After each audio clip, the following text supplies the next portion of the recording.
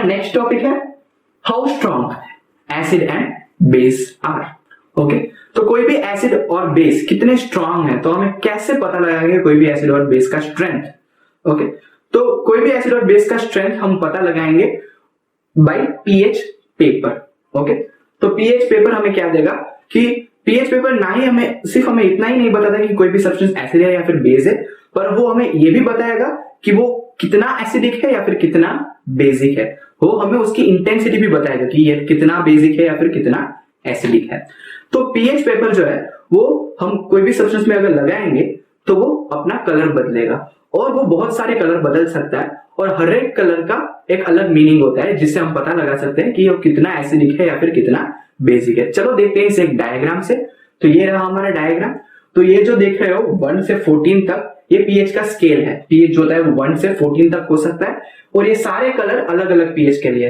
For example ये पहला colour 1 को रिप्रेजेंट करता है, दूसरा कलर 2 को रिप्रेजेंट करता है। इस तरह से 14 कलर्स होंगे और वो हर एक को एक एक नंबर को रिप्रेजेंट करेंगे। ओके, तो सबसे पहले देखते हैं क्या है पीएच। पीएच में पी का मतलब होता है पावर और एच का मतलब होता है H+ आयंस। ओके, तो पीएच बेसिकली क्या है कि वो कोई भी सब्सटेंस में कितना H+ आयंस है ये पता लगा के हमें बताता है कि वो सब्सटेंस एसिडिक है या फिर बेसिक है। तो आपके माइंड में एक क्वेश्चन आना चाहिए कि अगर वो H+ आयंस को मेजर कर रहा है तो फिर हम बेसिक नेचर के बारे में कैसे पता लगाएंगे, क्योंकि बेस जो होता है वो तो OH- आयन से बनता है, तो फिर बेसिक नेचर को हम कैसे पता लगाएंगे। तो मैं आपको ये बात बता दूं कि ऐसा नहीं होता कि सिर्फ एसिड में ही H+ आयंस होते हैं, पर बेस में भी H+ आयंस तो होते ही हैं, पर वो बहुत नेग्लिजिबल यानी बहुत कम अमाउंट में होते हैं। पर ये पीएच पेपर जो होते हैं वो उन्हें भी उनके कांटेक्ट में आके वो लो H+ आयंस को भी मेजर कर लेता है, जिससे वो अलग कलर देता है और हमें पता लग जाता है कि वो बेसिक है। तो ऐसा बिल्कुल नहीं होता है कि बेस में H+ आयंस नहीं होता, बेस में भी H+ आयंस रहते हैं, पर वो बहुत ही कम अमाउंट में रहते हैं, इसलिए हमें पता नहीं चलता। ओके, तो ये है 1 से 14 तक स्केल। तो जो 7 नंबर है वो ये रिप्रेजेंट करता है कि कोई भी सब्सटेंस न्यूट्रल है। जब भी कोई भी सब्सटेंस का पीएच 7 होगा तो हमें ये पता लग जाना चाहिए कि वो सब्सटेंस न्यूट्रल है। न्यूट्रल का मतलब वो सब्सटेंस ना ही एसिडिक है और ना ही बेसिक है। ओके, तो जैसे कि हम इसका एग्जांपल ले सकते हैं वाटर। वाटर ना ही एसिडिक है बेसिक है, वाटर जो है वो न्यूट्रल है, तो वाटर का पीएच क्या होगा 7। ओके, तो 7 से राइट साइड जो है यानी कि 8, 9, 10, 11, 12, 13, 14, तो ये सभी नंबर ये दिखाते हैं कि सब्सटेंस बेसिक है। अगर नंबर 8 हुआ तो सब्सटेंस थोड़ा बेसिक होगा, 9 होगा तो थोड़ा ज्यादा बेसिक होगा, और अगर कोई भी सब्सटेंस का पीएच 14 होगा तो वो सबसे ज्यादा बेसिक होगा, मोस्ट बेसिक सब्सटेंस। ओके, इसी तरह से लेफ्ट साइड अगर कोई भी सब्सटेंस का पीएच 6 हुआ तो वो सब्सटेंस थोड़ा एसिडिक होगा, अगर 5 होगा तो थोड़ा ज्यादा एसिडिक होगा। इसी तरह से अगर कोई भी सब्सटेंस का पीएच 1 हुआ तो वो सब्सटेंस मोस्ट एसिडिक होगा। तो 7 के लेफ्ट साइड सभी एसिडिक पीएच है और राइट साइड बेसिक पीएच है। तो इस तरह से हम पीएच से पता लगा सकते हैं कि कोई भी सब्सटेंस कितना एसिडिक या फिर कितना बेसिक है। आजकल हम पीएच पेपर का भी यूज नहीं करते, आजकल तो पीएच मीटर आ चुके हैं जो एक इलेक्ट्रॉनिक डिवाइस है।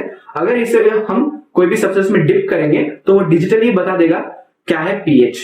ओके, तो ये आजकल यूज होता है। ओके, हमारा अगला टॉपिक होगा पीएच इन एवरीडे लाइफ। तो कहां पे यूज होता है पीएच हमारे डे टू डे लाइफ में, चलो देखते हैं। तो हमारा पहला है our body maintains pH of 7.7, यानी कि हमारा जो बॉडी है वो 7.7 का पीएच मेंटेन करता है। ओके, अगर 7.7 से हमारा बॉडी का पीएच ज्यादा या फिर कम हुआ तो फिर क्या हो जाएगा, हम बीमार पड़ जाएंगे। तो बॉडी बेसिकली 7 to 7.7 के बीच में ही अपना पीएच मेंटेन करता है। Okay, next, if the pH of mouth becomes less than 5.5 then tooth decay starts, यानी कि अगर हमारा माउथ का pH 5.5 से कम हो गया तो हमारा टीथ जो है वो डिके होने स्टार्ट हो जाएगा। क्यों?